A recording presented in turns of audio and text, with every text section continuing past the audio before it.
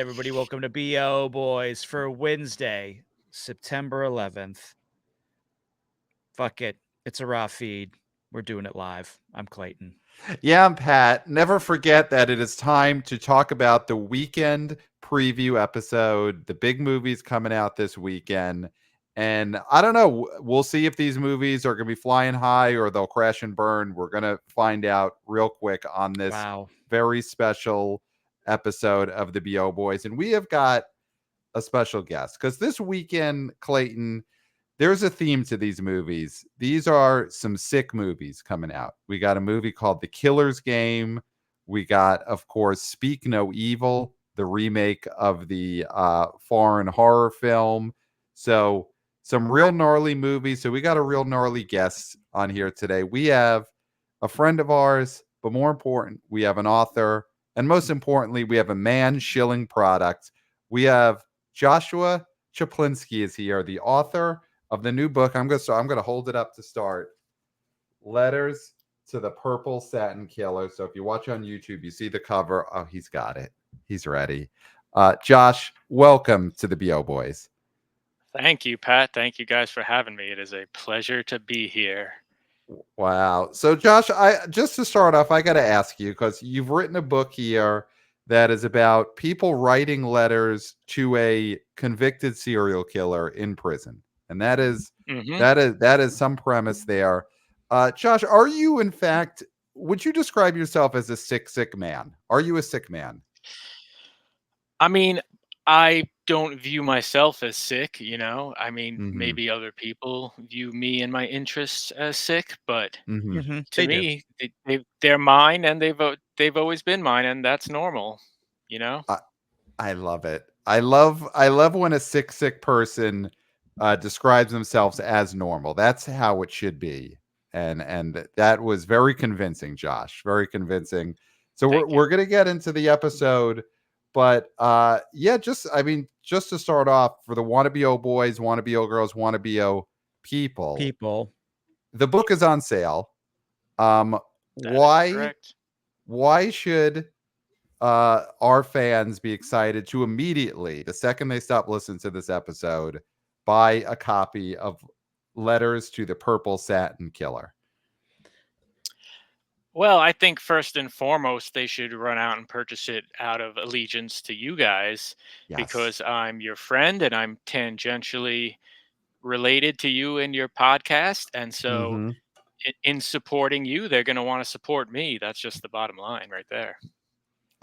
I love it. That's the main thing. The book is good. The book is very good. It's a gnarly book.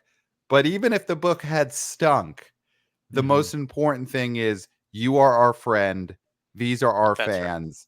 Right. They must support things that we tell them to support. So that you nailed it. That's the sales pitch. Is you're our friend and you wrote a book and the book is on sale. That's all that you need. You're also an OG wanna BO boy from pretty much day one.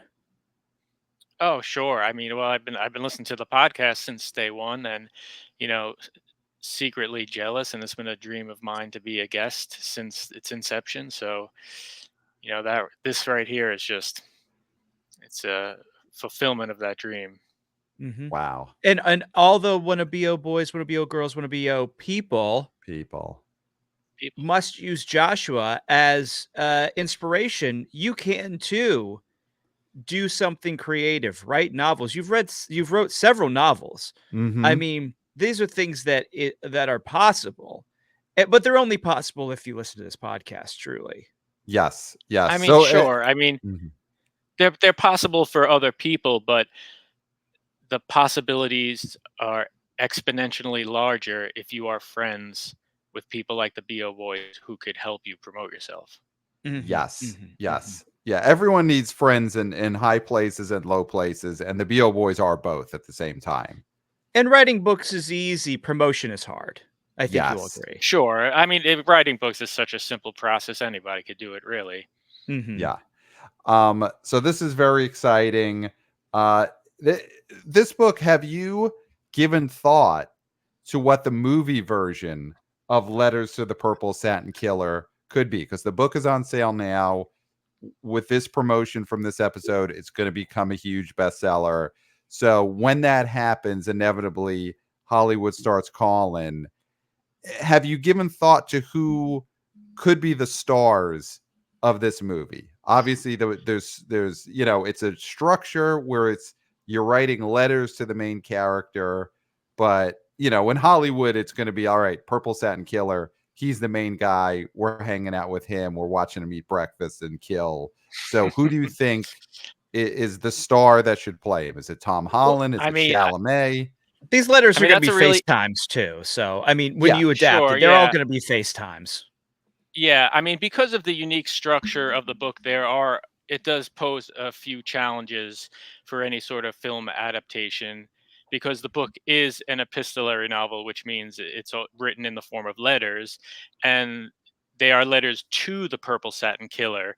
None of the letters are from the Purple Satin Killer, so everything you learn about the quote unquote main character of the book, you learn through the letters of other people. You never actually hear directly from him. So that right there is going to pose an interesting dilemma for any filmmaker. And it would take a veteran, someone who really knows their craft to kind of adapt a book like this.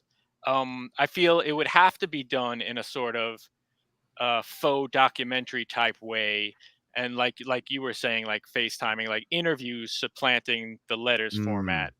So that I feel would be the way to go with something like this. As for star, I mean, since you never actually meet this character in the book, but I mean that doesn't mean you can't have him, front and center in the movie, played, by someone like, say, I don't know. I personally feel it could be a good comeback vehicle for Armie Hammer, because he never has to be in the movie.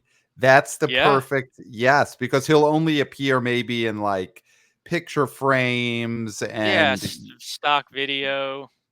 Right. Yes. Armie Hammer, or this could be the way you get Jack Nicholson out of retirement, is you have him play a character who's never actually in the movie.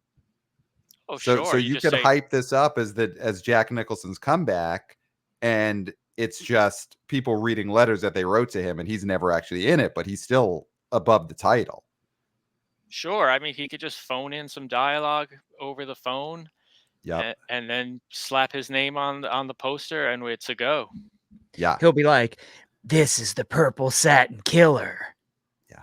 There we go. Wait till they get a load of me. Yeah. That's great. I mean, that's great. And if he says no, it could be Clayton as Jack Nicholson as the Purple Satin Killer. Yes. I think that would be the next best step. I would, as a salary, I would just need to have, make enough to cover my SAG dues so I could do the movie. Yeah. So I would need some upfront cash in order to be in the movie, but I would love to be in the movie. Yeah, they'd have to pay you in advance so you could pay off your SAG dues and then would be allowed to act in the movie. Otherwise, you're barred from the set. And they do that. They have petty cash, right? I mean, that does happen in movies where it's like, the director wants an actor and the actor is not current on their dues and production pays for it. It happens all the time. Yeah. Yeah. I mean, Armie Hammer wouldn't be, he's not paid up. Not current. He's not paid up. He's not current. Clayton and Armie Hammer, so many similarities here. So I love the format of this novel, and it would be a tough thing to figure out for a movie, but maybe more movies should use this format. I mean, it was a big hit this past weekend and made $111 million, but it would have been really interesting to see this letters to the main character version of Beetlejuice, where Beetlejuice is not actually in the movie, and the whole movie is just reading letters that were written to Beetlejuice. I mean, throwing that out there, guys, do you think that would have been as big of a hit if Beetlejuice had just been letters to Beetlejuice? I mean, I think ultimately, with that idea, you're going to get him on the screen anyway because, Mm-hmm. 3 letters, you've said his name 3 times, and poof, there he is, whether you want him Yeah. or not. So, Mm-hmm. Yeah. He's Yeah, not you write him respecting three. the You write epistolary his name format. 3 times, he shows up. Yeah. mhm. Yeah. So great book. Everyone go buy it. And even if it wasn't great, you'd have to buy it because you're a fan, but Yeah, it it also turns could out be a it's an piece of excellent crap. book. It doesn't matter. Yeah, it Mm-hmm. doesn't matter. So, guys, let's get into the big movies opening this weekend. And again, these are some sick movies. And so we had to bring in our a sick man. So let's start with This Speak No Evil. So this is a remake of was it a Danish movie that didn't come out that long ago? I think the original movie is 2021, possibly the original. I think it's 2022. Sounds about right. So this is James McAvoy, and it's two couples go on a vacation together, and maybe something's a little off about one of the couples. And that's not a spoiler because the trailer certainly tells you that that is the case. So let's start with the sort of online meme of, oh my God, I've seen this trailer for 10 years. When is the movie finally going to come out? I'm sick of this trailer. Uh, are you guys sick of this trailer? Do you feel that that is just online stuff that normal people aren't actually thinking? Do you think people are sick of this trailer? Or do you think, hey, they've done a good job of putting this trailer out a lot? People know about this movie. I mean, I'm no Well, more. I'm. You go, Josh. oh, I'm sorry. I mean, No. personally, I'm not sick of the trailer because I've only seen it a couple times. Um, and those times have been in movie theaters. So I haven't been to the movie theaters. I've been to the movie theaters a couple times in the last month, maybe, and I've seen Mm-hmm. it both those times. But I wasn't really aware of the ubiquitousness of this trailer. And I think I fell victim to the kind of memification of that ubiquity when Mm-hmm. I texted you guys. I was like, I'm seeing people online saying, Yep. they've never heard of this movie and there's no promotion for it. And where's the promotion? And then, I listened to the episode and then I was like, oh, I think I fell for it. Mm-hmm. Mm-hmm. I'm sick of people saying that they're sick of seeing the trailer. That's what I've seen too much of. The trailer, Mhm. I feel like I've seen an appropriate amount. Yeah, I'm no more sick of that trailer than I am of the Transformers 1 trailer Yeah, or exactly. any other trailer that they show before movies. If you're a frequent moviegoer, the Speak No Evil trailer has not been disproportionately put in front of films. Yes. It's a normal amount, and I think it's just one of those things that a tweet got sticky, and I also think it is a trailer where McAvoy is really eating up Mm, there, he's eating eating up there. Mhm. scenery, and Yep. so it really is. I mean, he's getting a lot of good notices for this performance, but the trailer makes it seem like it's gonna be a very hammy performance, which it could Mhm. very much be, but this thing is sitting at 87% on Rotten Tomatoes, and, critics don't really matter that much, huh? Huh. But for a movie like this, I think they matter a little bit more because if everybody's talking about the trailer is everywhere and stinks, and then it's at 52%, Mhm. people will stay away. I think this is gonna really flummox people because they're shocked that this movie is getting any critics to enjoy it. Mhm.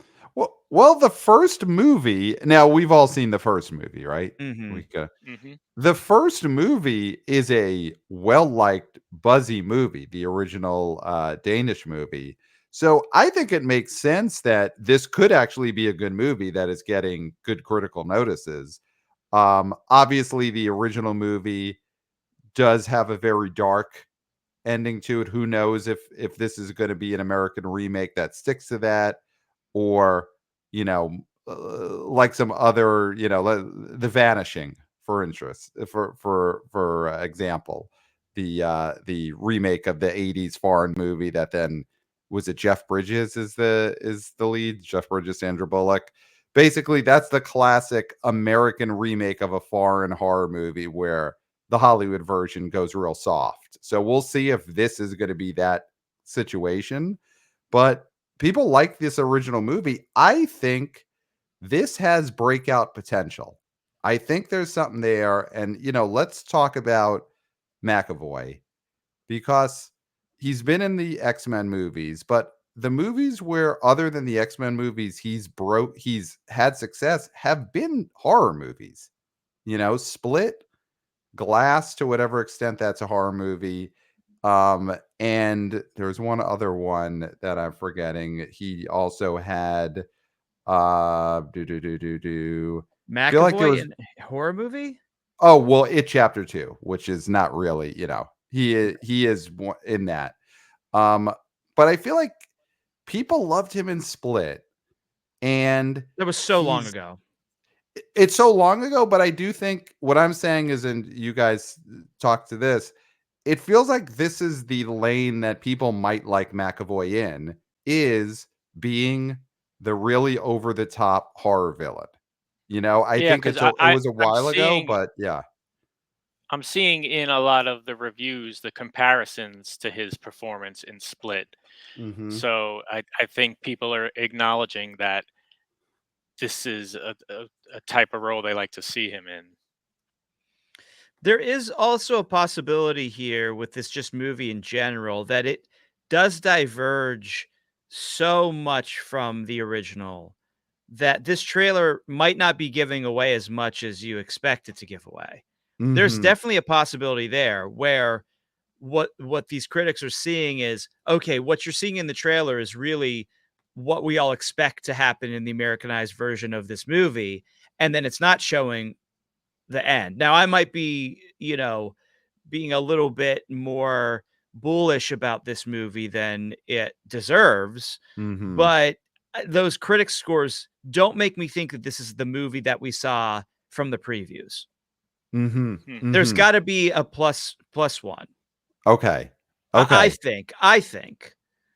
So do you Well, when think you go guys for had, it? I think it was Scott Mendelson when he was on, and I think he was saying that, yeah, maybe this movie, the second act ends where the original ended, and then there's 20 more minutes of movie after that. Mhm. You know, Mm-hmm. although I don't Yeah. see how they could stick with the original ending and then tack on to that. I don't want to, give away any spoilers, but it just seems like I don't know where a story would go from there. I think the original ending is out the window. I Okay. think, and I think it's known from the trailer that it's out the window. Right? Mm-hmm. I just Mm-hmm. think it is. So Hmm. we'll see where this very Americanized version goes. But the question here is, yes, McAvoy, maybe he's a draw in this sort of role, but nobody else really in this movie is, Kenzie Davis, big fan. I've been told that she's my female doppelganger. Been told that. Okay. Sans the I could beard. see You it. got to look without the beard. Mm-hmm. But uh, great actor, has not been in anything close to a hit. Okay. I mean, Dark Scoot Fate McNairy. Scoot McNairy, you don't think is a draw at the box office? at the box office, no. I mean, when you're looking through Tubi and you want a sort of indie under the radar movie to watch, then Scoot's your boy. He's your Mm-hmm. man. Mm-hmm. But if you want De Niro at the box office, and not Bobby De Niro, but filthy lucre, Gotcha. you're Gotcha. not gonna. You don't go to Scooter. You don't go to Right. Scoot. Right. Right. Right. Yeah. McAvoy is the star here. And obviously he's got, like any star of the 2000s, he's got a spotty record when he's not an IP. But yeah, I think this could just be a lane that people really like, is they like seeing McAvoy be the crazy villain. And I think that the trailer does a good job of telling people what this movie is going to be. And if you remember the Split trailer, Split told everyone what the movie was. They told you, here is a guy with split personalities who kidnaps people, and he goes between, like, that is what people want out of a horror movie. They want to But know that the smilers do smiles. They want to know that Michael Myers stabs a pumpkin. Like, they want to know this stuff in the trailer. And so I think it's good that the Speak No Evil trailer basically tells the people, hey, don't worry, McAvoy is going to go off the rails. But when you say breakout, what do you mean by that? What is your thought on the potential earning for this movie when you say breakout? You can't think Smile money. Well, That's a that's what breakout. Like, you're thinking this could be Smile. I'm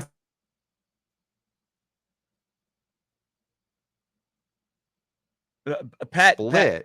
okay, Pat is okay. Pat, we lost you for a second there. I'm here, and Are you here? Because you don't sound like you're all there with this. I am all with this- here, Okay. and I'm smiling, big old smile on my face, because I do think this movie has at least Smile opening weekend potential. Will it get to, what did Smile do? 90 million, 100 million? No.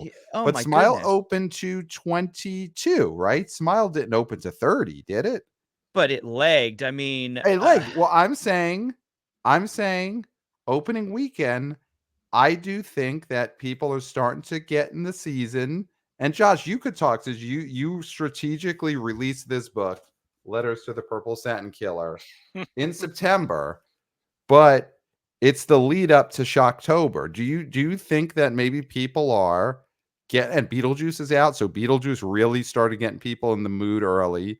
Do you think people are just getting in that horror Shocktober mood? And so boom, Beetlejuice, then a horror movie comes out. People are just gonna be in the mood. Are you feeling that in the air? That people want to Definitely. see some I horror. definitely think, we're getting closer to spooky season and people are going to want horror of all stripes. Maybe the Speak No Evil isn't necessarily as festive and fun as a Mhm. Beetlejuice type movie, but you know, there are all types of horror lovers, all types of moviegoers. Some people are going to want, fun, family friendly horror, and some people are going to want disturbing, demented James McAvoy horror. Yes. Yes. And then some people are gonna want a book about letters to a serial killer, and those Exactly. people exist too, and those people also deserve to give up their money when a product comes out. I mean, Clayton, Oh, so absolutely. are you, Clayton, really not feeling this right now, or are you feeling no. that people are not in the mood? They're not in the mood. I mean, I don't want to say tweets aren't ticks. In this Mhm. case, it's funny because it's almost the opposite. It's so many Yeah. people are tweeting about how they're not going to buy ticks. Mhm. Obviously, we know Hispanic Latino audiences are going to go to see a horror movie. They're going to most likely buy day of. Yep. So the buzz online is really how many of the people saying they're not going to go from them are not going to go. And I really I just don't see what's special about this movie, and a lot Okay. of times, something has to bring you to the theater that's special. I mean, Beetlejuice, obviously, it's Mhm. one of those legacy sequels that have been really popular if done well. You're getting Mhm. to see all the old faces, even if they're in claymation, and you're also getting new stars like Jenna. Jenna Ortega, and Mhm. so that's a special thing. Now, I don't see this as a special thing in any way. It's a Okay. remake of a movie that people liked on Shudder, but it didn't make any real waves in the culture other than on the message boards and on Twitter. Mhm. So again, Mhm. that's a Twitter sort of hit or a Mhm. letterboxed hit. Mhm. So it means exactly nothing. And so I think this thing could open in the teens, but I don't see it opening to 22 like Smile did. I I think, and people saying they've seen this trailer a lot. I think what this movie also has going for it is just the general momentum of the box office the last few months. This wasn't in August where there were no big movies and people stopped going to the movie theater. This August had It Ends With Us. This August had Alien Romulus. We just had Beetlejuice. People have continued going to the movies. They've continued seeing this trailer. I do think people are just starting to get more in the habit of just going to see stuff. Again, August hit like Alien Romulus is very different than what we've had the last few years. So I do think there's momentum there, and I do think there's people who went to something like Alien Romulus, saw this trailer, and they're like, all right, this is my kind of thing. I'll be there in a couple of weeks. Like I do think the awareness of people who buy tickets to movies is there. And you're right. There isn't the split hook of McAvoy's going to act like a little kid. There's not that, because that was a great hook. We're going to see McAvoy act like. There's a kid without a tongue. There's a kid without a tongue. That's the hook. Pat's frozen again. Oh, there we go. Yeah, I'm back. I'm back, and I'm smiling. I'm smiling. There's possibly a kid. I mean, there's the insinuation in the trailer that this kid might not have it. There's the insinuation. We don't want to go. No, we don't there's want verification. In the trailer, did they verify it? Okay. Pat, see, this is the thing. Do you pay attention to trailers? Because that might be why you don't have a problem with this being played so much. Every time we've seen that trailer, the kid has opened his mouth and there's no tongue. Well, I still am not sure, because you could hide a tongue. You could hide a tongue. You could hide a tongue. I mean, Josh, you've written some sick stuff. This book has some sick stuff. Of course, here it is. Letters to the Purple Satin Killer, just chock full of sickness. Can you hide a tongue? Do you think that there's a possibility you can hide a tongue anywhere? I mean, you could keep a tongue in your pocket when you're walking around town. Yes. It's not a problem. Yes. But so, that being said, I'm pretty sure the kid shows you he has no tongue. Okay. And in the movie is called Speak No Evil. Right. Okay. So fine. I just don't want to spoil, but sure. He has no tongue. Do we think that's a hook? I mean, Josh, do you think? Oh, is he frozen again? Mm-hmm. Well, I think he was about. Oh, there you are. Yeah. So you're about to ask me if a kid with no tongue is a hook? Yes. Is the kid with no tongue? I mean, maybe not for mainstream moviegoers, and I think for more jaded horror fans, it's not going to be enough. Just one measly kid without a tongue. I mean, do you see the taking of said tongue, or does he just show up tongueless from the start? I mean, you got to consider these factors here. Mm-hmm. Clayton, you hate children, famously. Untrue. Famously. Untrue. You're not. I mean, listen. Untrue. You don't hate children. I do not hate children. I don't think I've ever seen Clayton around a child ever. I used to be a nanny. All right. Where are those kids now? Are you still grown up? And do they consider you a friend? Oh, it's so long ago, but I would hope. So they don't stay in touch? No, I mean, writing you letters? It was like 18 years ago.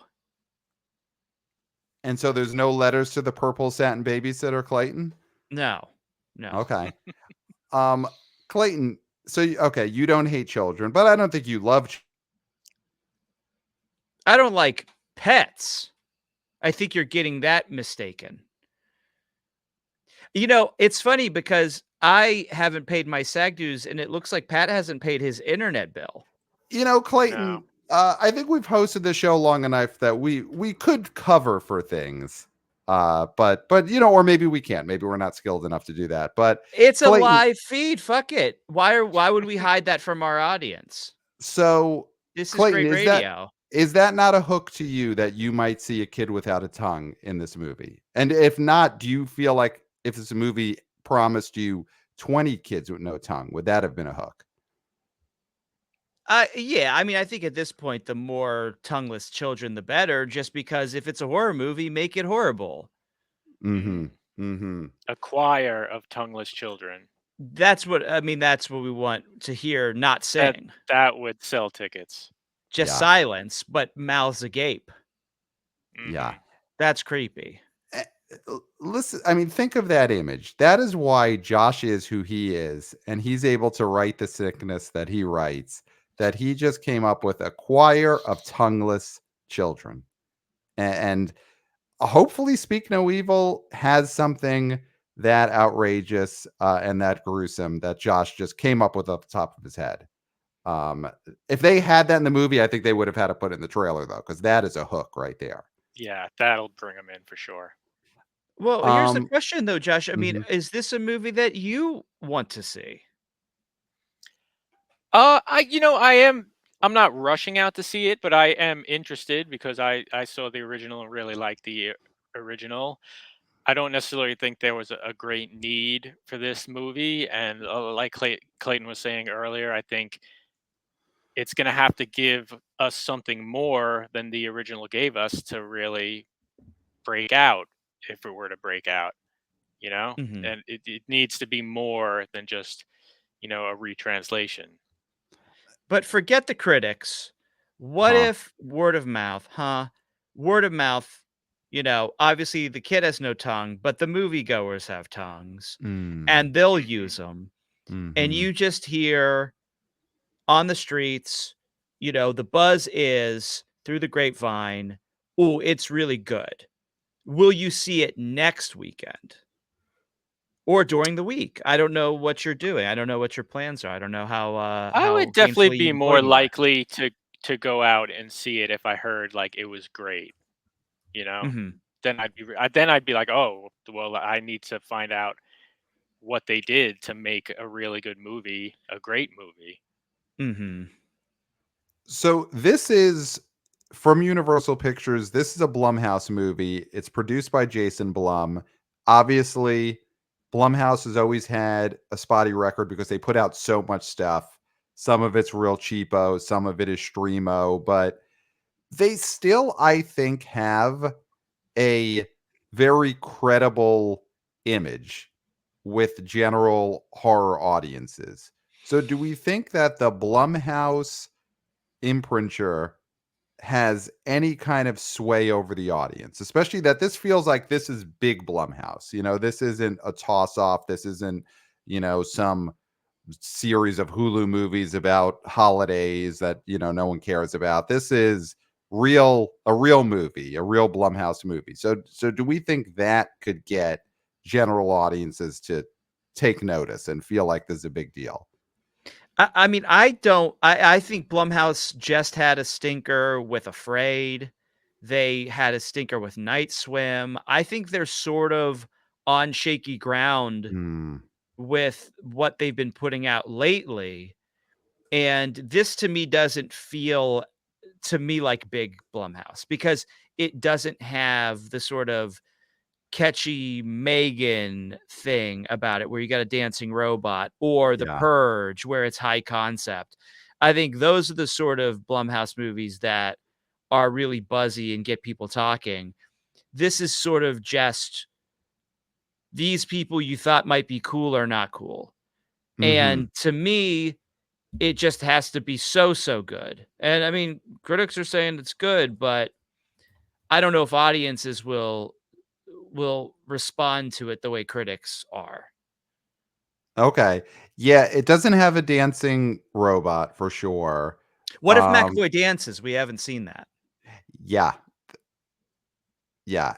He should just straight up do the Megan dance. I mean, don't even worry about coming up with another dance. Just have him reference Megan in the trailer. And you don't even have to have that in the movie. Just get that in the trailer.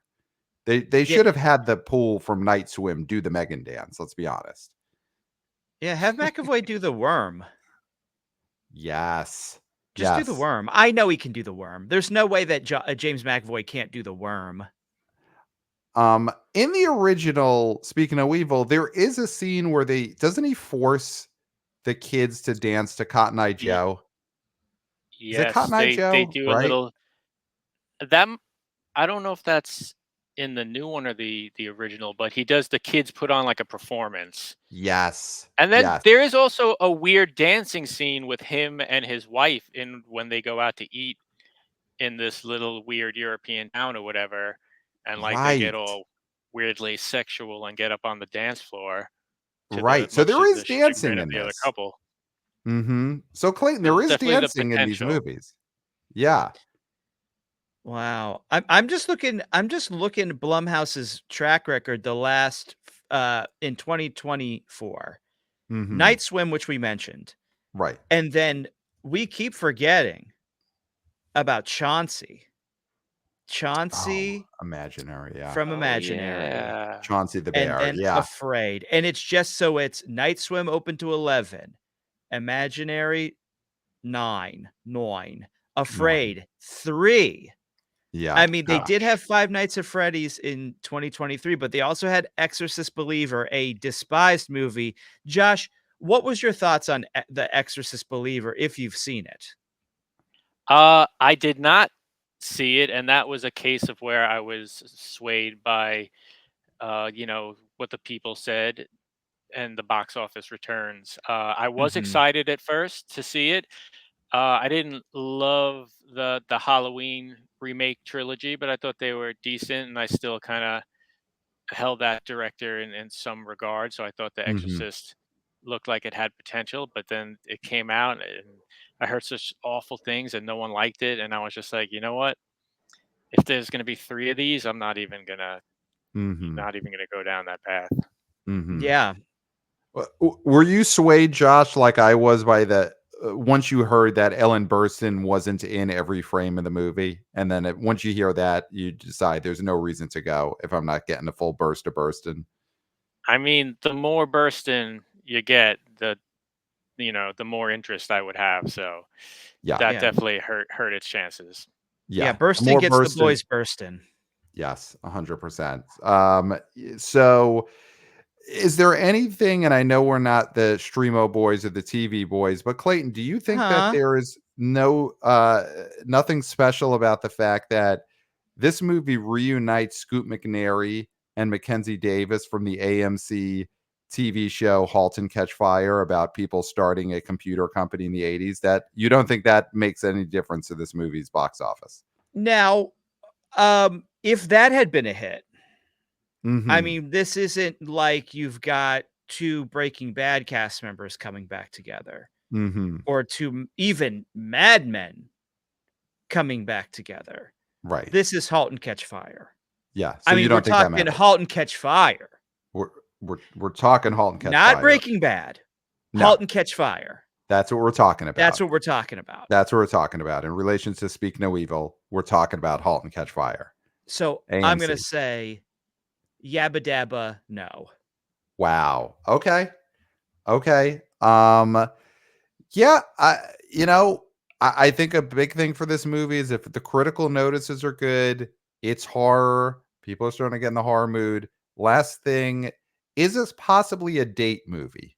Do you think that just the vibe people are getting from this movie feels like hey, let's go make a night of it, the two of us together. Let's see this kid with the tongue not in his mouth anymore. I mean, young people, like I've said a million times, they need a place to go that's Mhm. dark, where they can tell their parents they're going, and the Mhm. parents aren't gonna ask questions. And whatever happens, happens. Whatever happens, Whatever happens. happens, happens. Whatever And happens. horror movies are a very good place for that to happen, whatever it is. Mhm. Whatever it is. Whatever it is. And So, so you're always gonna get those people on the dates, mhm. but you might not get the people that are in our age range or a little bit younger, Gen Mhm. Xers like me and Josh or millennials like yourself, Pat. Also So Gen X, yes. no, so you may not see those sort of people going to see Mhm. this movie. Mhm. Um, all right, guys, let's get into then the other movie that comes out this weekend. And I mean, great promotion for your book, Josh, because your book is, of course, Letters to the Purple Satin Killer. And there's a movie coming out called The Killer's Game. Was The Killer's Game ever a possible title for your book? It was not. It was not. Okay. But you love the word killer, so that was Sure. always in there. Yeah. Yeah. So The Killer's Game is one of our favorites. Dave Bautista will be the first professional wrestler to be nominated for an Oscar. It will happen Mhm. someday. Maybe not for this movie, but it's Dave Bautista is a hitman who has a terminal illness, thinks he's going to die, and so he hires contract killers to kill him. Then, realizes he's not going to die. Now he has to fight all of the hitmen that he hired. So this is one of those movies like a John Wick that takes place in a world in which the biggest industry, the biggest part of the national economy is the hitman industry. Mm-hmm. So we're going back to that world. Let's start with our guest, Josh. What is your interest level in the Killers game? And did you know it existed before we talked right before the show? I did, but just barely, to tell you the truth. I think I had seen the trailer, and I was vaguely aware of the concept of the movie. But other than that, it really hadn't been on my radar for more than a day or two. Clayton, you love Dave Bautista. Of course. You agree. I mean, we both think he will be nominated for an Oscar someday. Mm-hmm. Do you think this feels like a breakout vehicle for him? He's been in big movies, the Dune movies. He's been in a Bond. He's Guardians of the Galaxy. Of course, he's the best character, but he still hasn't had his standalone, Jason Statham, Jerry Butler type solo action hit. Are you feeling this one as that breakout for him?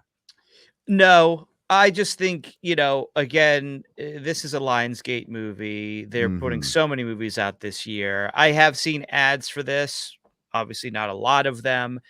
It just seems on the cheap side. Okay. The director of it is out of that same sort of pipeline where the John Wick guys are getting all their people, which is stunt coordinators, which is great. This is J.J. Perry, and I'm sure he's done great stuff as a stunt coordinator. From the trailer, it doesn't look like there's anything super inventive with the action. This is just gonna be a fun cheapie that's gonna do really well on Streamo, but it's not gonna break out at the box office. So I mean, I you love don't. the gimmick. I love the gimmick of it is that he thinks he's dying and then he's not. That's cool. Yeah. And Batista can play the humor of that situation as he does in the trailer. But Yeah. I just don't, again, there's just nothing to elevate this to make people go see this instead of seeing Beetlejuice, or even seeing Deadpool and Wolverine another time, or finally catching up with Reagan.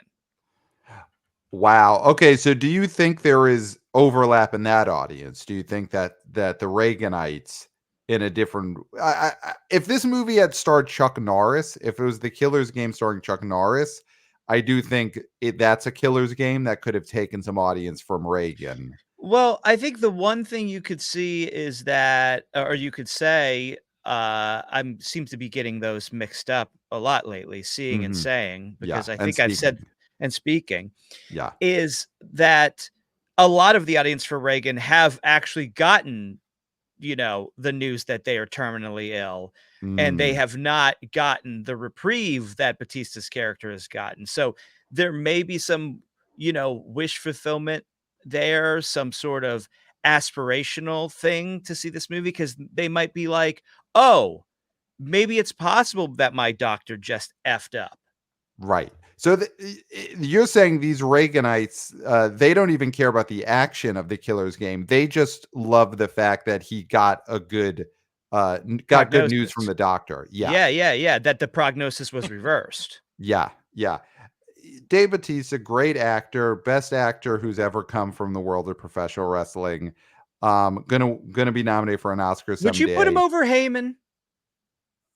I mean, Paul Heyman in Rollerball, of course, is one of the great performances. But he needs to just be in more movies. I That's think if true. he's ever in the movies, yes, then he may get the Oscar nomination first, but he hasn't done enough movie roles. Just It's a Rollerball. sample size situation. Could you have Yeah. seen Paul Heyman in The Bedroom? A movie like that? I really think he could have done amazing work in a movie like In the Bedroom. Oh, I think he could have played the Wilkinson part. I think he could have played several of those roles. I think he's that talented, that versatile. But if the Killer's Game had just been a movie about Dave Bautista's character dealing with a terminal illness and forget all the hitman stuff, I mean, is that a movie that actually may have suited him better at this point in his career. The him fighting Hitman almost feels superfluous. I just want to see this guy act and deal with his own mortality. I mean, that sounds like more of an Oscar play if you're looking for him to win an Oscar. That's the movie he wins an Oscar for. Yeah. Yeah. I think if they had really stuck with that, and he could have been a hitman. He's a hitman who gets terminal illness, but then that's it. And then let's see him, going around reconnecting with his, old loves and feeding pigeons and, whatever happens at that stage. That almost feels like Gus Van Zant's Killer's Game. Yes. Where he's just a hitman and he's at his house and he's gotten this prognosis and he just never kills anybody, but he just has guns everywhere. And, you see all the accoutrement of like the John Wick sort of universe around, but he's mostly just watching TV, eating cereal, watching VHSs of like his old life, things like that. Right. Walking around. No dialogue really, because no one's there to talk to him. Yeah. I think that movie would it have even made any less than what this Killer's Game is going to make with all the action? It probably makes less. It makes less, but not. I mean, this thing is going to cry macho. Let's just be honest. Wow. Okay. So you don't see any potential for this to be a plane situation. Jerry Butler's Plane, what was that, winter of 2023? You don't think it's got any potential to be that type of poppy, low budget action? It's got Scott Adkins. The action fans love Scott Adkins. We talked about Russell. It's got current star Drew McIntyre is in this. So he's promoting it on his socials. I mean, that could help. You don't think on that level this could be a double-digit opening weekend? Oh, double-digit? No. No. Okay. No. Okay. No. Did I say no? No. No. He said no. Okay. I mean, yes, you said no. But I meant no. You meant no. I'm saying emphatic. An emphatic no. So then that means the big killer this week, the killer of note, is of course the Purple Satin Killer in Josh's novel Letters to the Purple Satin Killer. That is the killer who will win the game. Well, here's what I'll say. I think your book will sell more copies than the Killer's Game will sell tickets. Wow. That would be nice. You got the B.O. Boy bump. That's true. Yeah. Oh man, I cannot wait next week to go look at my sales stats and see the B.O. bump. Wow. That is going to be delicious. Now, here's one thing, Josh, that I will ask you to do us a favor. You're going to get this huge bump. The sales are going to be through the roof. Your publisher is going to see that. Going to ask Josh, what happened this week? And you're going to say, I went on the B.O. Boys, and there's the bump. We don't want to start getting calls from your publisher about, hey, we got this author. They wrote a book about. Okay. They wrote a poetry collection, and this book he wrote a novel about the time he got a haircut when he was a kid, and it was a haircut that he could never forget, and the name of the book is The Haircut I Never Forgot. And could you have him on the B.O. Boys? We'd love to get the B.O. But just please tell the publisher we are not putting those authors on the show. I totally understand. I will let them know up front. This is friends only. You need to know the B.O. Boys to be on the B.O. Boys. Yes. So yeah, please, ahead of time, even before this airs, just shoot them an email tonight. Do not bother the B.O. Boys. Yeah. Make that the title. Don't bother. Don't even bother. Don't even bother. Yeah. Because I can't deal with I can't deal with someone, I wrote a guide to mixed drinks, and now can I be on the B.O. Boys and talk about all these mixed drinks that I wrote recipes for? Yeah, no way. Get out of here. Bring them, send it to Rachel Ray. Ray, you'll have them on the show. The B.O. Boys are not having that author on. Does Tempest Bledsoe still have her morning show? Go on Tempest. Go on Tempest Bledsoe. Yeah. Yeah. Richard Bay. Call Richard Bay and say, I got a book to promote. Is he alive? He's alive as he ever was, I think. Mm-hmm. Yeah. Sure. I think when was he ever really alive, Richard Bay? It's a great So Just in existential those question.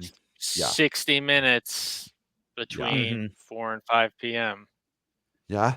And it'll always be that time in our minds. So yeah, promote your book on Richard Bay, Tempest Bledsoe, Ricky Lake. Don't bother the BO boys. Just Josh. That's the only book we're That's right. promoting here. So I mean, guys, are we ready to get into some weekend predictions? Predict some top fives? Is there anything else we want to say about Killer's Game? Well, Pat, Yes. I do have to mention something, and Oh, I'm okay. really disappointed that we don't already have plans to see this. Oh, wow. Okay. Kevin Smith's The 4:30 movie is Oh, releasing shit. What? September 13th. Oh, wow. And we are not in Jersey. We don't have plans to be in Jersey. We have not booked our bus tickets Oh to my the God. theater, his theater that he owns, Uh-huh. right next to the Quick Stop. We have not made these plans. Now, that doesn't mean that it's too late to make these plans, but we Wow. just have not made these plans yet.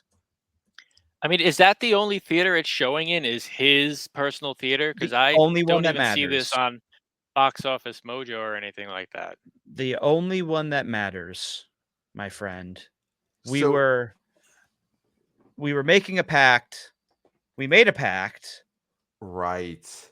and that pact is null and void, I guess, on both of our parts. It's not like one of us broke the pact. I think both of us forgot about the pact. So I'm looking right now where it's playing. Okay. So I'm seeing showtimes this weekend in New York City on Friday. So it opens on Friday. I'm seeing it. It's at the Regal Kaufman Astoria.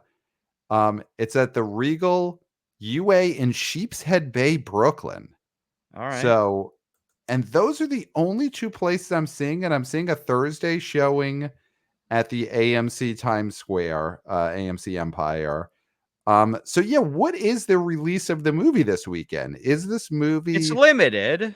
very limited? I mean, if you're just playing at Sheepshead Bay, that is very limited showing. And then I'm seeing not a lot, but I'm seeing several showings in Jersey. Well, I'm seeing some upstate New York, Lynbrook, and Deer Park, New York, and Now, then Pat, yeah, Those are can both can Long we make Island.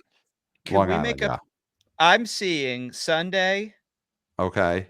at the AMC Empire 25, Okay. 7:30 p.m. Okay. on a Sunday. Yeah, on a Sunday. Do we make a pact on air? Oh, wow. Do we make a pact on air that we're seeing the 7:30 AMC Empire 25 4:30 movie? I have not I'll been be a to. witness. Wow, witnessing the pact. I mean, I have not seen a movie at that AMC Empire in a long time. We have been avoiding that theater. Because of Um, bedbugs. There's always been rumors of bed bugs in the AMC Empire. And I don't think that's true. I think it's been a long time, but it's gotten in our heads, and there's so many AMCs. And listen, we don't want to use our platform to cast aspersions on any theater, it's AMC theater. But we also really are scared of bed bugs because those are life ruinings. That ends marriages. Me and my wife have said many times that if we ever got bed bugs, our marriage does not survive that. Because the back in our blame 20s. game would start, and you can't survive the blame game. Yes, you could survive the killer's game, but you can't survive the bed bugs blame game. So I cannot say I'm going to make. I need to think about this. I need to No, counsel no with my seats, spouse. no seats booked. Wow, Wow. Empty wow, theater. We'd have our choice. I could book them right now on air. Our wow, choice of seats. wow. I I don't know if I could commit to seeing this movie at the AMC Empire. Also, do we really want to see a movie Sunday night? I think we need to powwow after this. We need to counsel and really hash this out, whether we're going to see. Josh, what is your interest in seeing this Kevin Smith the 4:30 movie? Zero interest. Wow. Okay. Were you ever a Kevin Smith guy? Sure, when I was about 17 years old. And then I did a Okay. little thing called growing up. Oh, wow. Well, Shade. excuse Plus, me. he really only made one good movie that really wasn't a good movie. And then, everything after that was downhill. So just Wow. Mallrats for you. He's a Mallrats guy. I was a Clerks guy. He's a yoga Yeah. hoser's And then boy. I did enjoy Chasing Amy. Mhm, Well, and you know what? mhm. I got to tell you, Admit it. Johnny Depp aside, I thought I really liked Tusk. That was my kind of movie. See, You I just was take gonna out that say weird Johnny Depp stuff. you're a Mhm. Tusk guy. You're a Tusk guy. Yeah, I could definitely be a Tusk guy. Okay. But 4:30 movie, no thanks. But you've seen them all, though. I mean, you don't have to be a fan. I mean, you don't have to like them to see all of them. That's the point. You I don't think like any of them. the last one I saw was Tusk. So, I mean, I think you got to catch up on your Clerks because there's 2 and 3. oh, I saw Clerks 3, and it was Of terrible. course you did. Clayton, point. do we go see this movie in Sheepshead Bay, Brooklyn? If you're, I mean, listen, it doesn't have to be the AMC. If you don't want to get bed bugs, then we won't get bed bugs. But I'll go to Sheepshead. Yeah. Yeah. And again, listen, we're not here to say we're not slandering this AMC empire in Times Square. I'm sure it's bed bug free. It's just there have been rumors of it in the past, and it's definitely spooked us, especially with all the AMC options that we as coastal elites living in the greatest city in the world, New York City. We have all these AMCs, so we've just avoided it for years. We've easily avoided that theater. Right now it's Schrodinger's bed bugs. Right. They do exist and don't exist at the same time. Right. Right. But we don't want to open the box. And so we won't open the box. Right. We won't open the box, and therefore we will never know. Right. So but it's equal. It's equal. Both they are and they're not. Yes. Yes. We got to see this 4:30 movie. Mm-hmm. Does anyone care though about this movie? This movie will have no impact on the top 10, right? I mean, it's playing in like 4 theaters in New York. No way. Yeah. No way, Jose. No. Is he doing a tour, a roadshow version of this? Do we know? I don't think so. He's I think he's gotten too lazy even for that. Wow. So this is fully a Streamo and DVD play, just creating this movie. I mean, I'm assuming there's going to be some sort of rollout the same way he did Clerks 3. I mean, I just haven't done enough research about it to know. Well, that had more of a roadshow situation. Like he was going around with that. And that was, I'm looking at the Smodcastle Cinemas, which is the Kevin Smith owned movie theater. So it is definitely playing a lot there this weekend. Mm-hmm. Though not as much as you think. There's on Friday a 4:30 and 7:30 showing. On Saturday there's a 1:30, 4:30, 7:30. I don't think this is a 3-hour movie. So yeah, the thing is that is the place to see it. I think 4:30 at the Smodcast. Whatever it's called. That's where we see it. That's where we see it. If only it wasn't it's amazing how far New Jersey can be from New York, because I think it would take us 3 hours to get to this movie theater is the issue, to get to Leonardo, New Jersey. So Josh, I know you have no interest in seeing this movie. Would you have more interest if it was going with the BO Boys on a 3-hour trip to New Jersey to see it? I don't believe you. I mean, as much as I would enjoy the treat of your company, I don't. throwing a trip to New Jersey into the mix too. Oh, And you that's rough. own a car, right? You're a driver, a New York City I am driver, a right? driver. I'm currently between cars, but I am a driver. It's a good way Okay. of saying that. Between cars. So he's between cars, because my next question was going to be, what if Josh just drives the BO Boys out to Jersey and, Oh, we make a whole day of if it? I show for you there. Yeah. Well, you'd also be chauffeuring yourself, but you would be the driver. True. And we would it's only an hour 17 by car. by car. Okay. So that's not that far, that long, really. We may have to do traffic. this. Depending on traffic. Well, there's going to be a bunch of people driving to the Smod Castle cinemas, I'm sure. Right. It'll be smooth sailing getting out of New York City, but then there's that bottleneck as soon as you get within a half hour of Smod Castle. That's when all the cars just start piling up. It's like when everyone drove out to Woodstock back in '69. You just got to get out. At some point, you get out and you leave your car in the middle of the road, and then you just walk to Smod Castle cinemas. Oh, we're going to be playing "Going Up the Country" by Country Joe and the Fish. Country Joe, Mike, and the Fish the whole way. Yeah. The whole way, just to get in the ambiance. But we could split the Uber. I'm just throwing it out there. We split the Uber. Okay. Both ways. Because that's 2 Ubers. All right. Both ways. Yeah. All right. Let's he got me. He got me. He got me. He forgot trying to get that one over on you. Yeah. I was trying to get one over on you, Pat. You can't get one over on me. You can't con a con artist. You can't con a con artist. So, let's talk about that off air. No promises now whether we're going to see the 4:30 movie, but it's a possibility. We're going to have to see it in the theater at some point. It's not a pact. It's not a pact, but a possibility. Yes. So that's not going to affect our top 10. Clayton, did you have any other surprises that I forgot to mention? Is there any other movie? Can I say one quick thing? Of course. In my limited research, I'm seeing here one other wide release for September 13th that you guys seem to have overlooked here. Mm-hmm. A little movie called "Am I Racist?" A comedy documentary by one Matt Walsh.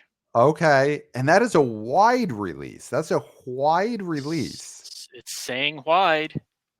By SDG releasing. Yep. It's not a religious movie. It's a conservative politics movie, sure. But it doesn't feel like this is a church bus movie. It feels like it's a snarky movie trying to have a laugh, and I don't know if that's what that crowd really comes out in force for. I don't think it's a crowd that comes out to try and have a laugh. I think it's a crowd that comes out to, praise be. And I don't think that's what this movie is. So, I mean, Clayton, do you think this is a conservative church bus movie in any way? Am I racist? Not at all. And I'm trying to see the other provocative movie this gentleman put out, if it had any box office, because I don't think it was released in theaters. No, I think that was a straight to Ben Shapiro website movie. His first movie. So I think this is his theatrical debut. Matt Walsh, not the one from the Upright Citizens Brigade. I think that's kind of a wash. I don't think either Matt Walsh would be more of a draw than the other at the box office. I don't think he's the next Jim Carrey here. I don't think this guy's the next comedy superstar. But listen, could be wrong. Could be an audience but is he that's like out there. A conservative Bill Maher type? Well, Religulous, I don't think did very well at the box office. That I remember. I did see that in the theater. I did see Religulous in the theater. And now I'm looking at the poster for Religulous, and it's just Bill Maher doing the what about this? And it looks like he's splitting the Red Sea or something. Yeah, he thinking is disbelieving. That was the tagline for Bill Maher's Religulous. Yeah, I don't think this will do Religulous numbers in 2024. I mean, do you think this has a chance to being the modern day Religulous? Either of you? Is this Matt Walsh? Is he the new Bill Maher? Probably Do we not. need a new Bill Maher I at think the there's a little theater? bit too of a Borat style aspect to this, where he's in some sort of character or disguise, and he's infiltrating, liberal leaning events and whatnot. Okay, and just going around and asking people, "Am I racist?" He keeps I mean, asking that. maybe. Maybe.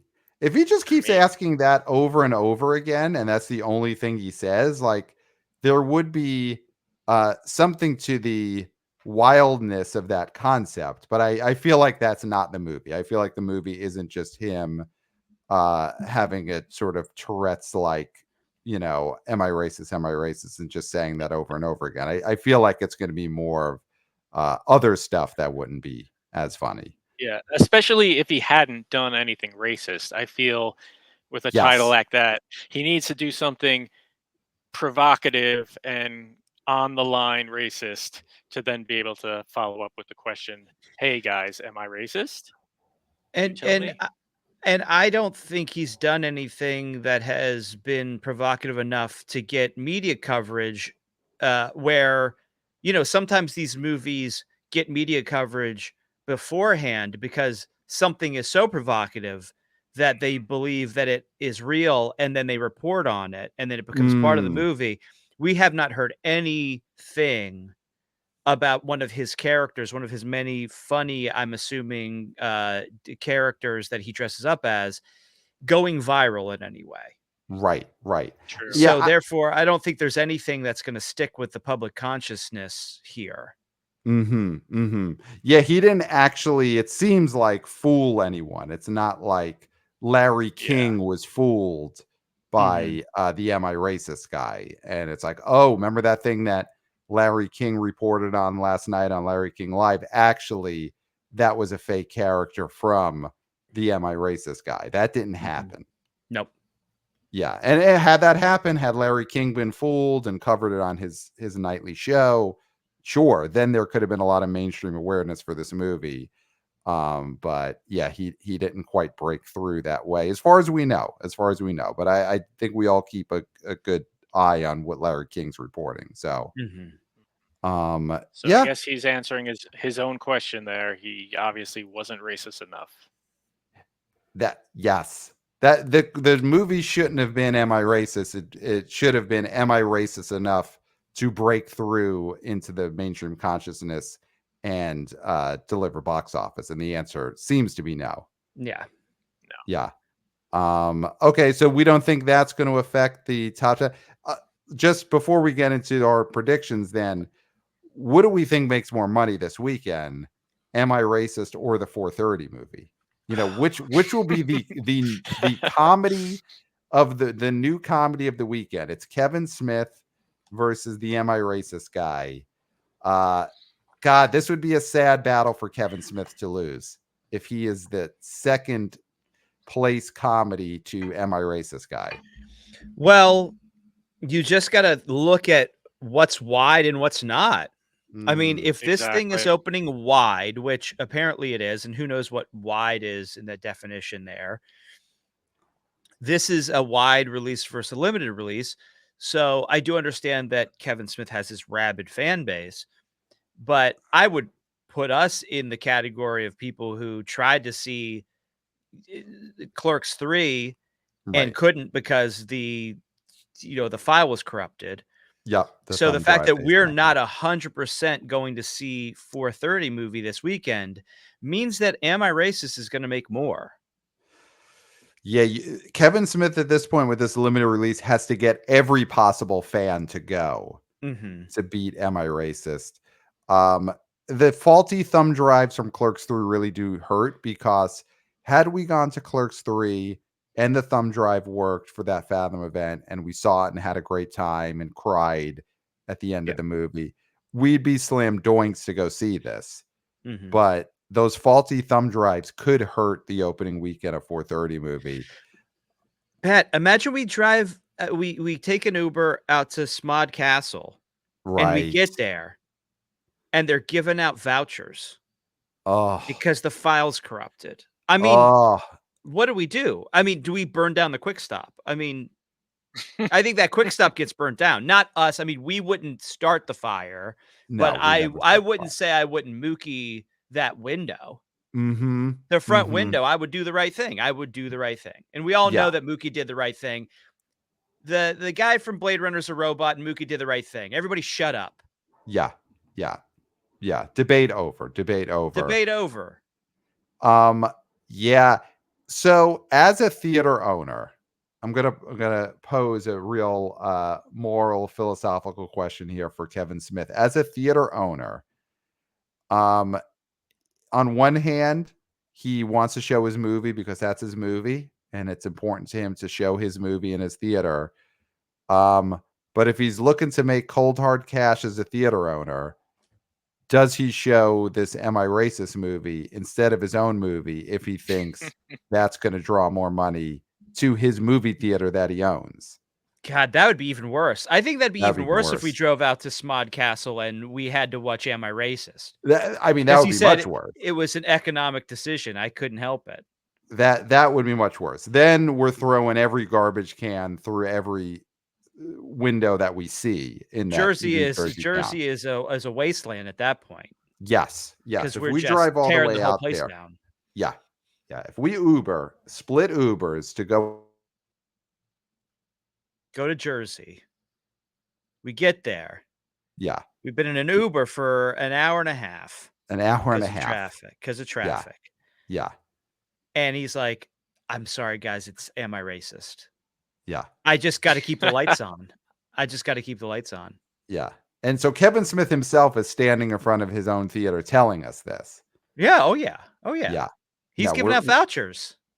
He's giving out vouchers to Emma. Yeah, we are just every trash can we see. We're going into houses and getting like little waste baskets. Yeah, the ones that are in the bathroom that really only get like Kleenex and the what is that? The Q-tips.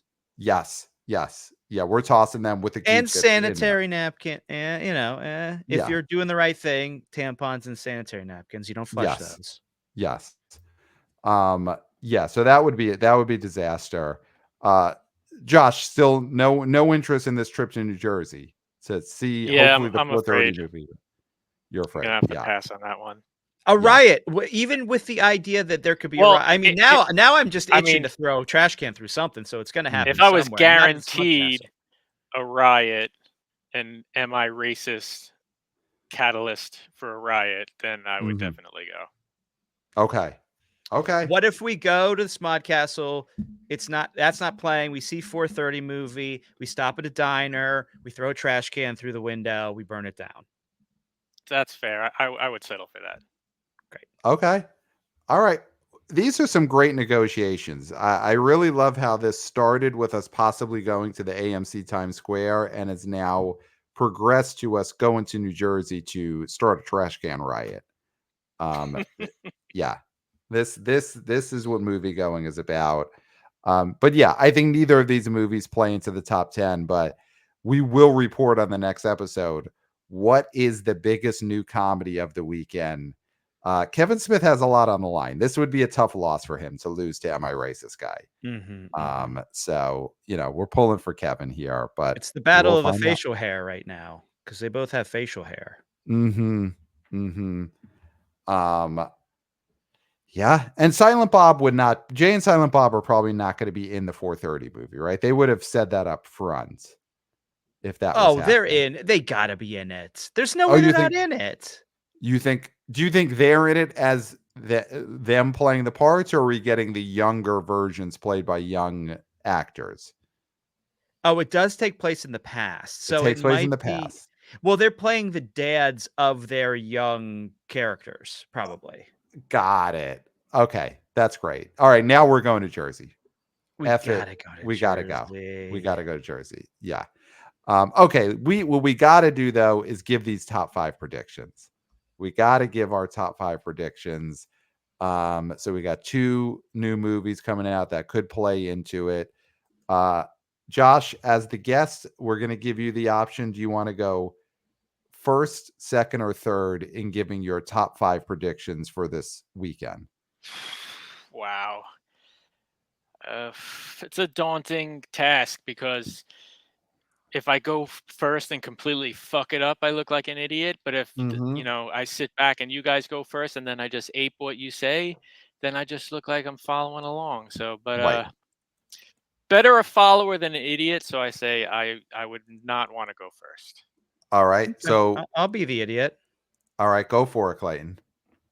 So Beetlejuice, obviously, I believe slam dunk number 1. Slam doink of the week. It's just what is this hold? And I do think this will ease substantially, only because 111 is so high Yeah. that I do think this is going to drop around 60, 61. That's my Okay. thought. Okay. If it's in the high 50s, that's great too. Mm-hmm. But I do think this is going to end up making around, let's see, then that would be around 50 some million. So let's go 59. Oh, okay. Beetlejuice 59. Okay. 59. Okay. Number 2, and I think this is a slam dunk as well, is Speak No Evil. Yes. But it's just the question of what it's going to make. And I think this is 15. I think it Okay. makes a solid 15. Okay. Now, here's where it gets interesting. Mm-hmm.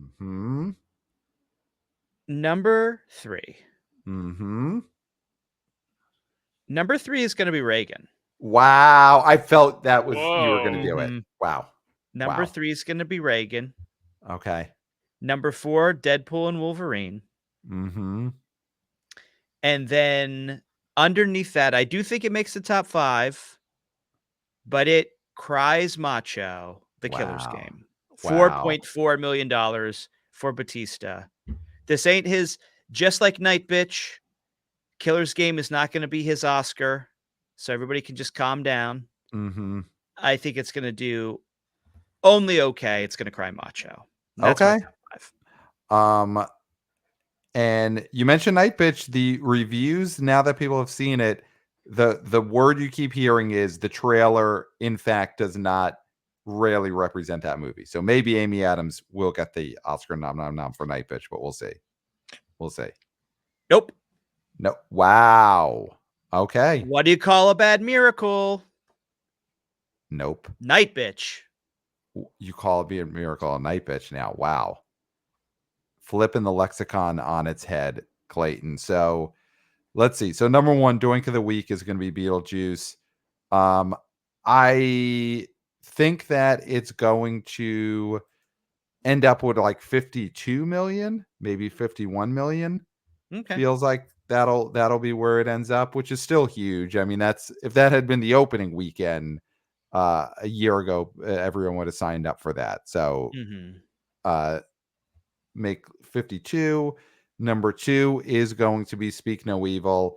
I'm going 20. I think that there is just a hunger for big studio horror, and I think McAvoy is in the role that people like, the lane people like him in, is being a horror villain guy. So I think that gets a 20. God, the Reagan thing at number 3 is enticing, but I still think Deadpool and Wolverine's going to edge it out. So I think that's 3. I think 4 is Reagan. And then 5 is Killer's Game. And yeah, it'll probably make around. Well, no. The thing is, if Killer's Game makes 4 or 5 million, then it edges out Reagan. But yeah, maybe Killer's Game opens at 3. So I'll go Reagan 4 and Killer's Game 5. So yeah. Oh, I think Reagan goes up. You think Reagan, because last weekend made 4.8 million, you're thinking Reagan could get itself to 5 million this weekend? I think it goes up or And drops nothing. this is, if you are am I racist guy, right now he's got to be so mad at Reagan because Reagan is going to take all of his audience. Eating his lunch, yeah. He's going to eat his lunch. Reagan is going to eat that guy's goddamn lunch. And right now he is probably just in a, whatever, in his workroom, wherever he comes up with ideas like, am I racist?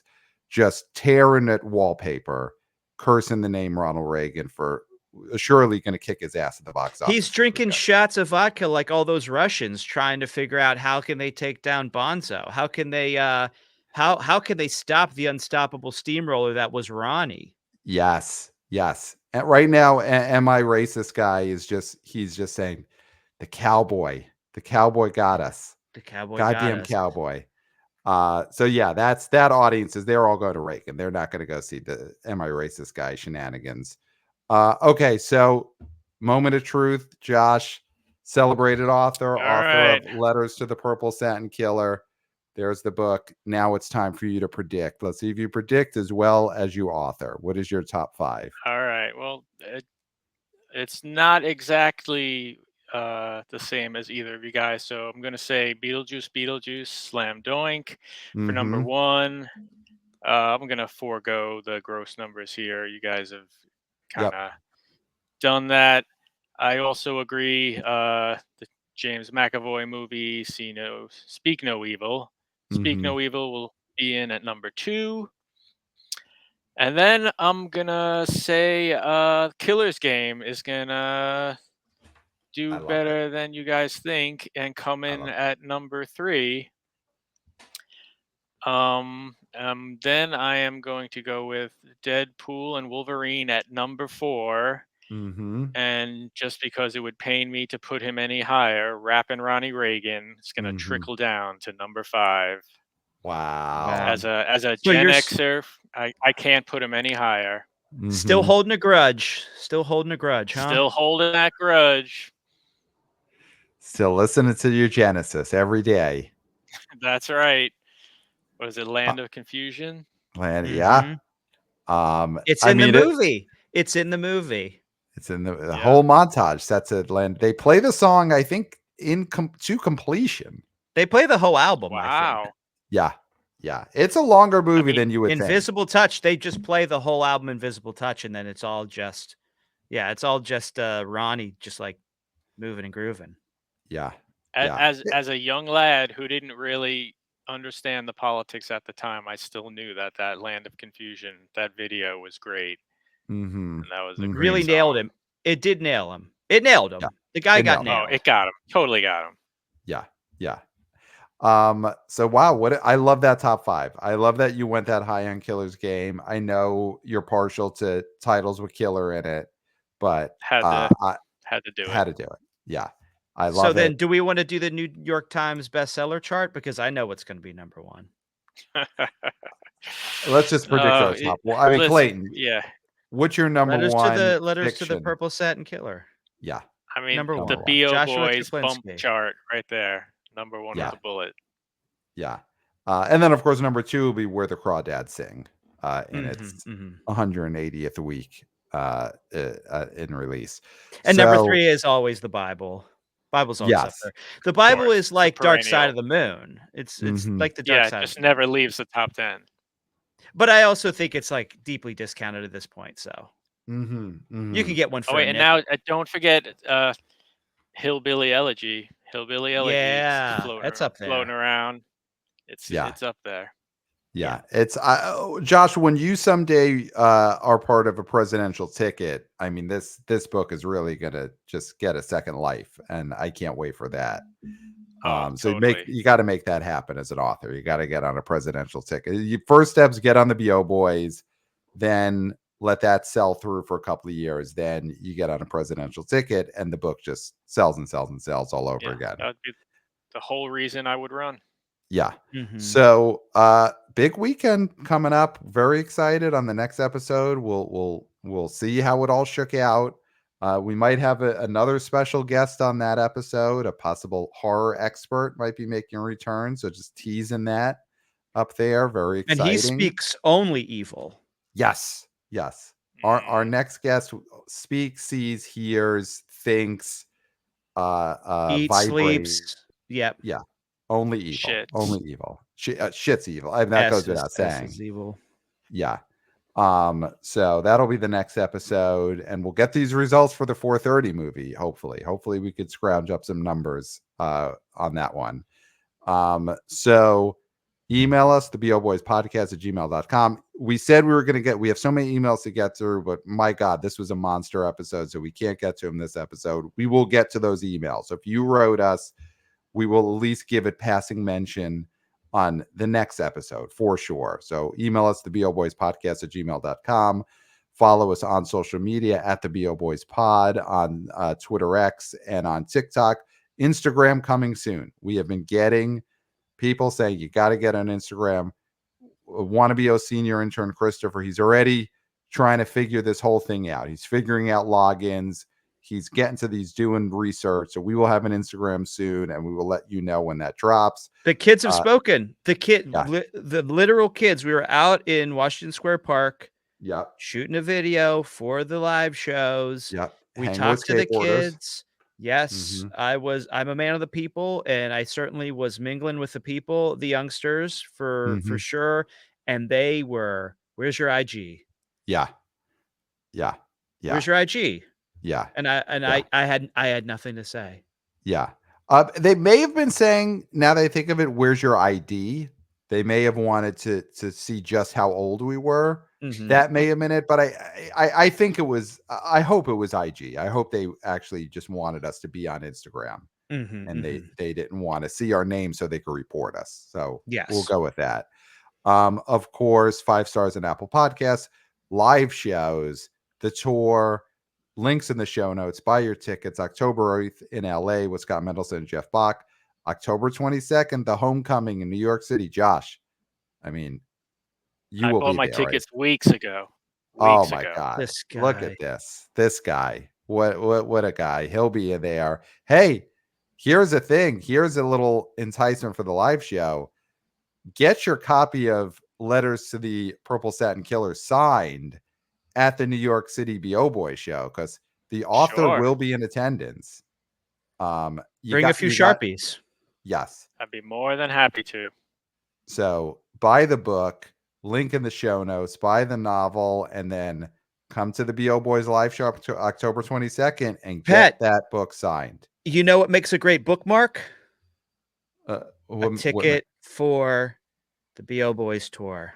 Yes. I don't know if there will ever be paper tickets that people are given, but if they are, yes, put it in your copy of Letters to the Purple Satin Killer and get it signed October 22nd in New York, November 16th in Boston, KIRK Minihan as a special guest. Show is almost sold out, so get whatever remaining tickets there are at the Comedy Studio. That one is going to be a real barn burner. So tickets in the show notes, links in the show notes, and man, of course, watch on YouTube. We are YouTubers. Hey guys. And that's it. By God, that is it. That's it, right? Am I right? You've said it all. Yeah. There's nothing left to be said. No. All right. I'm out of here. Except for until next time. We'll smell you at the bar.